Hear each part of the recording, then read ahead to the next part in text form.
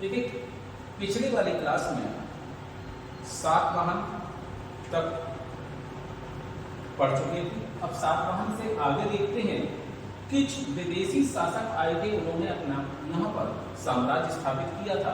तो विदेशी शासकों में आते हैं इंडो ग्रीक, जिसे हिंद यवन के नाम से भी जाना जाता है। हिंद यवन। और इसका पहला शासक था जो भारत पर आक्रमण किया था, डेमेट्रियस था। और इस समय भारत में एक शासक थे पुष्यमित्र सोम, और इन्होंने डेमेट्रियस ने अपनी राजधानी साकल या सियालकोट में बनाई थी। इस वंश का सबसे प्रसिद्ध शासक मेनांडर था, जिसे मिलिंद के नाम से भी जाना जाता। अब देखिए मेनांडर के समय एक व्यक्ति का नाम सुनते हैं, नागसेन।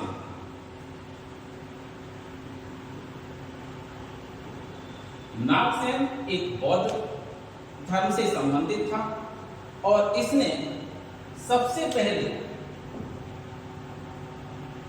इसे बौद्ध धर्म में दीक्षित किया। इसकी पुस्तक है मिलिंद पन्हो।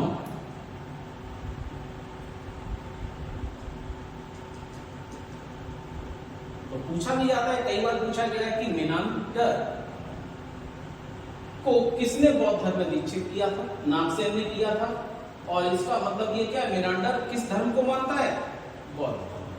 ठीक, अब आते हैं कि हिंद यवन शासक के बारे में, कि ये पहले शासक हैं जिनका इतिहास इनके सिक्कों के आधार पर लिखा गया। अब देखिए सिक्कों के आधार पर कैसे लिखा गया, क्योंकि ये पहले शासक हैं जिन्होंने सिक्कों पर लेख लिखना प्रारंभ किया था। जब लेख लिखना प्रारंभ किया तो इतिहास भी इनका मिलने लगा। तो यानी कि सर्वप्रथम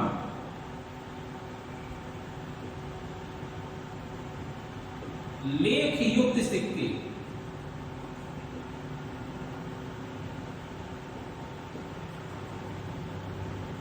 इंडो ग्रीक शासकों ने भारत में चलाया। अब देखिए एक विदेशी शासक आते हैं शक, और शकों का पहला शासक है मोगा या माउस के नाम से जाना जाता है। इसने तक्षशिला में अपनी राजधानी बनाई। यह लोग बोलन दर्रे से होकर के भारत में प्रवेश किए थे, जो कि बाद में 5 शाखाओं में विभाजित हो गए थे। इसकी 5 शाखाओं में से 2 प्रमुख शाखाएं हैं, एक कामरदक शाखा है और एक क्षयराज वंश या क्षयराज।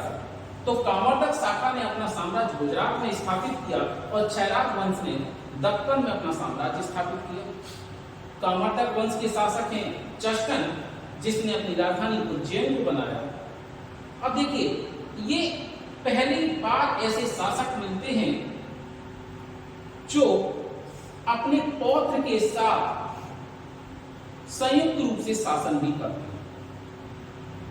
इसके बेटे की मृत्यु हो चुकी होती है तो अपने साथ ही अपने पौत्र को यह अपना उत्तराधिकारी भी बना देते हैं और साथ में शासन भी करते हैं। और एक बहुत ही प्रसिद्ध शासक हैं रुद्रदामन, जिसने पहली बार संस्कृत में अपना लेख खुदवाया था। तो भारत का पहला संस्कृत का लेख है इनका, ये है जूनागढ़ लेख। जूनागढ़ लेख। तो जूनागढ़ लेख में सुदर्शन झील के जीर्णोद्धार का उल्लेख मिलता है, और ये सुदर्शन झील का निर्माण चंद्रगुप्त मौर्य ने किया। तो हालांकि पूछ दिया जाता है कई बार कि ये इसमें कौन कौन से शासकों के नामोल्लेख हैं, तो चंद्रगुप्त मौर्य का इसी अभिलेख में उसका नाम चंद्रगुप्त मिलता है, किसी अन्य अभिलेख में इसका नाम चंद्रगुप्त मौर्य नहीं मिलता है। अब आते हैं दूसरे शासक अशोक। अशोक ने भी इसका जीर्णोद्धार कराया था, उसका भी नाम अशोक मिलता है इसमें। तीसरे स्थान पे रुद्रदामन का नाम मिलता है, और ये खुद दावा करता है कि बिना बेगार लगाए मैंने इस सुदर्शन झील का जीर्णोद्धार कराया। अब कभी कभी क्वेश्चन में मैचिंग में आ जाता है आपके सामने कि सुदर्शन झील का जीर्णोद्धार कराने वाले कौन कौन से शासक हैं। 4 शासकों के नाम आ जाते हैं। तो एक गुप्त वंश का शासक है जिसका नाम है स्कंदगुप्त। इसने भी अपने समय में इस सुदर्शन झील का जीर्णोद्धार कराया था, लेकिन उसका नाम इस जूनागढ़ लेक पर नहीं है, उसका खुद के लेक पर है। उसका भी एक अभिलेख है जूनागढ़ लेक, जो है स्कंदगुप्त का जूनागढ़ लेक, और यह है रुद्रदामन का जूनागढ़ लेक। इसलिए इसके लेख पर केवल 3 शासकों के नाम और उसके लेख पर उसी एक शासक का नाम आता है। अब देखिए दूसरी शाखा है छैराट वंश, और यह दक्कन या महाराष्ट्र में स्थापित हुई थी। और इस वंश के संस्थापक हैं मेहपान। बताते हैं कि इसकी हत्या सातवाहन शासक गौतमीपुत्र सातकर्णी ने की थी और बेड़ा कटक स्वामी की उपाधि मिली थी। ठीक, अब आते हैं कि एक आपने संवत सुना होगा कि विक्रम संवत। तो विक्रम संवत 57 या 58 ईस्वी में चलाया गया था, और यह शक संवत विक्रम संवत उज्जैन के एक शासक ने शकों को पराजित करने के उपलक्ष्य में चलाया था, और इन्हें 57 ईस्वी में पराजित किया था। और उस शासक ने इसी उपलक्ष्य में विक्रमादित्य की उपाधि ली थी। तो 17 विक्रमादित्य अब तक हुए हैं, यह पहला विक्रमादित्य है, और भारत का अंतिम और 17वां विक्रमादित्य हेमू था, और जो कि मुगल काल में अंतिम भारतीय शासक है या हिंदू शासक रहा है जिसने सत्ता प्राप्ति का प्रयास किया। अब आते हैं कुषाण वंश। कुषाण वंश, इस वंश का जो संस्थापक है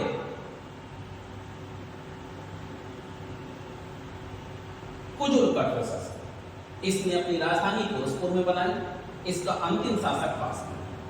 अब देखिए इसके बाद इसका बेटा है भीमकटपिसर, जिसने सर्वप्रथम सोने का सिक्का जारी किया था, और इसने सिक्के पर सेव, नंदी और त्रिशूल का चित्र अंकित किया, और इसके सिक्कों पर इसने अपनी उपाधि भी दी थी, जिसे माहेश्वर के नाम से जाना जाता है।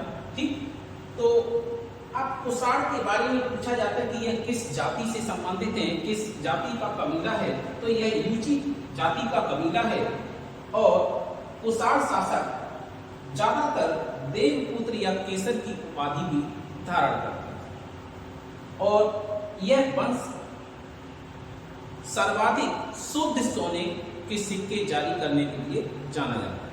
जबकि सर्वाधिक सोने के सिक्के चलाने वाला गुप्त वंश है, और सर्वाधिक शुद्ध सोने के सिक्के चलाने वाला कुषाण वंश है।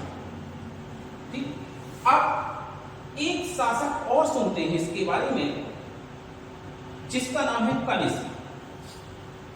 रेशम मार्ग भी आजकल चर्चा में रहता है करंट में कि रेशम मार्ग बनाएंगे। रेशम मार्ग पर कब्जा इसी शासक का था, जो चीन से होकर के ईरान तक था। अब देखिए,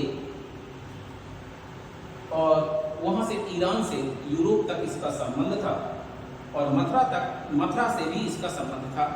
ठीक, तो अब देखिए कनिष्क ने 58 ईस्वी में शकों को पराजित करने के उपलक्ष्य में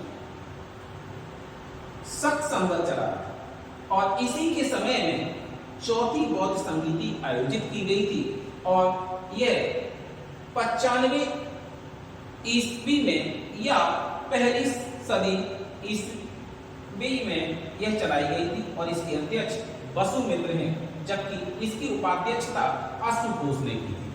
और कभी कभी क्वेश्चन पूछ दिया जाता है कि यह बौद्ध संगीति किसके परामर्श से आयोजित की गई थी। तो इनके दरबार में एक विद्वान निवास करते थे पार्थ, जिसके सुझाव पर यह बौद्ध संगीति आयोजित की गई। अब आते हैं कि एक आपने सुना होगा कि गांधार और मथुरा कला, जो मूर्ति कला से संबंधित है, ये दोनों शैलियां इसी के समय शुरुआत हुई, और पहली मूर्ति बुद्ध की। इसके दरबार में जो प्रमुख दरबारी थे, चरक, वसुमित्र, अश्वघोष। चरक की पुस्तक है चरक संहिता, वसुमित्र की पुस्तक है महाविभास सूत्र, और अश्वघोष की पुस्तक है सारिपुत्र प्रकरण, बुद्धिचरित और सौंदरानंद।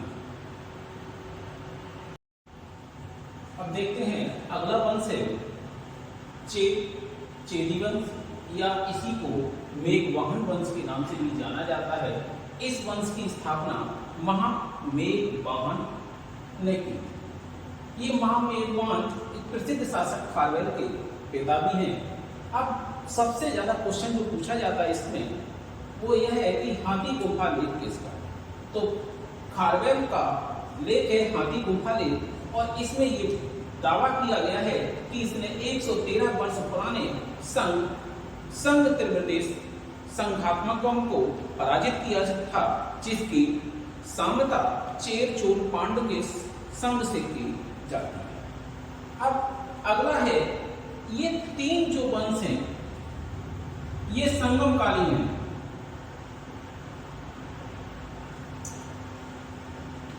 जिसमें संगम आयोजित हुए थे, उसके बाद में आप आगे पढ़ेंगे। लेकिन अभी इन वंशों के बारे में जान लें कि पहला वंश चेर वंश है, जो दक्षिण भारत का सबसे पुराना राजवंश भी माना जाता है। इसकी स्थापना उदयन जेराल ने की थी, अर्थात इस वंश का संस्थापक उदयन जेराल है। इसकी उपाधि जो है महाभोज है, इसे महाभोज उदयन जेराल के नाम से भी जाना जाता है। माना जाता है या कहा गया है कि इसने जब महाभारत का युद्ध हुआ था तो कुरुक्षेत्र में सभी को भोज आयोजित कराया था, जिसके उपलक्ष्य में इसने यह उपाधि धारण की। इसकी राजधानी बंजी या बंजीपुरम है, और इसके राज्य की बंदरगाह राजधानी जो थी मुजरिस।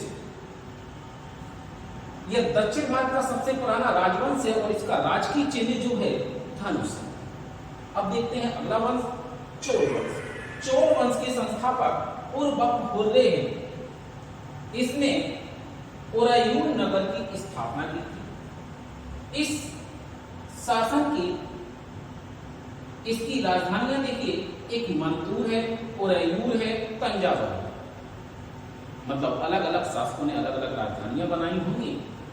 और इसकी भी अपनी एक बंदरगाह राजधानी है, जिसे कावेरी पत्तनम में स्थापित किया गया था। इसे कोहार के नाम से भी जाना जाता है। अब आते हैं कि इस वंश का सबसे प्रसिद्ध शासक कौन है? करकाल। इसका एक पैर जल गया था, इसने कई शासकों के संघों को पराजित किया था। सबसे प्रसिद्ध शासक है, और इसकी प्रशंसा में एक लेखक है रुद्रकन्ना। इसने एक पुस्तक लिखी थी पत्तिनपला। इसमें बताया था कि इसने श्रीलंका के शासक को जब पराजित किया था तो वहां से 12,000 सैनिकों को दास बना करके लाया था, और उसने उन्हीं दासों से होकर के यहाँ पर एक बांध बनाया था कावेरी पत्तनम। और बताते हैं उस बांध की वजह से वहां की जलवायु में इतनी उर्वरता आ गई थी कि जितनी जगह में एक हाथी बैठता है उतनी जगह में इतना अन्न उपजता था कि 7 लोगों का परिवार 1 साल तक भोजन ग्रहण कर सकता। हालांकि वो अतिशयोक्ति है, लेकिन इस पुस्तक में लिखा था, रुद्रकन्ना की पुस्तक पत्तिनपला, और ये करकाल की प्रशंसा में लिखा गया। अब आते हैं कि चोलों की जो राजकीय चिन्ह है वो क्या है? तो राजकीय चिन्ह इनका बाघ है। अब आते हैं पांड्य शासक।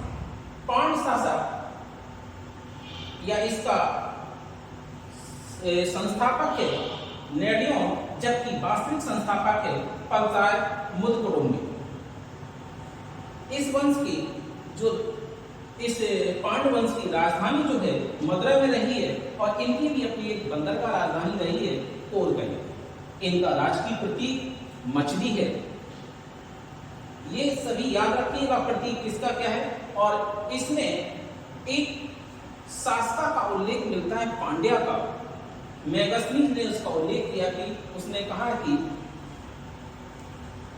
एक शासका पांड्या ने यहाँ पर शासन किया था, और ये किसकी पुत्री थी? पांड्य शासक हेराक्लीज की पुत्री थी। अब देखिए इनके जो प्रतीक है, चेरों का प्रतीक क्या है? धनुष। चोल का प्रतीक क्या है? बाघ। और पांड्य का प्रतीक क्या है? मछली। ठीक। अब देखिए एक शासक और है नेडुंजेरियल इसी पांड्य वंश का, जिसके बारे में जानिए कि इसने कोवलम को मृत्यु दंड दिया, और जब इसे पता चला कि इसने इसे मृत्यु दंड दिया है और वो भी इसमें इसका कोई भी अपराध नहीं था, बिना अपराध के गलत सोच के कारण या गलत आरोप की वजह से इसे मृत्यु दंड मिल गया, और इसकी पत्नी जो थी कन्यगी, उसकी अवसाद से बताते हैं मदरें जल गई थी, और जैसे इसने सुना कि इसने गलत व्यक्ति को मृत्यु दंड दिया था तो इसकी भी मृत्यु हो गई। यह बात ठीक। अब आते हैं एक और शासक है, हिंद पार्थियन वंश है, जिसे पहला वंश के नाम से भी जाना जाता है। इसका पहला शासक माउस माना जाता है, जबकि वास्तविक संस्थापक मित्रेडेटस। इस वंश का सबसे प्रसिद्ध शासक गोंडो फर्नांडिस। ईसाई धर्म का प्रचार प्रसार करने इसी के समय एक ईसाई पादरी आए थे, सेंट थॉमस। तो पूछा जाता सेंट थॉमस किसके समय भारत में ईसाई धर्म का प्रचार प्रसार करने के लिए आए थे? तो याद रखिएगा गोंडो फर्नांडिस हैं, और गोंडो फर्नांडिस हिंद पार्थियन या पहला वंश के शासक।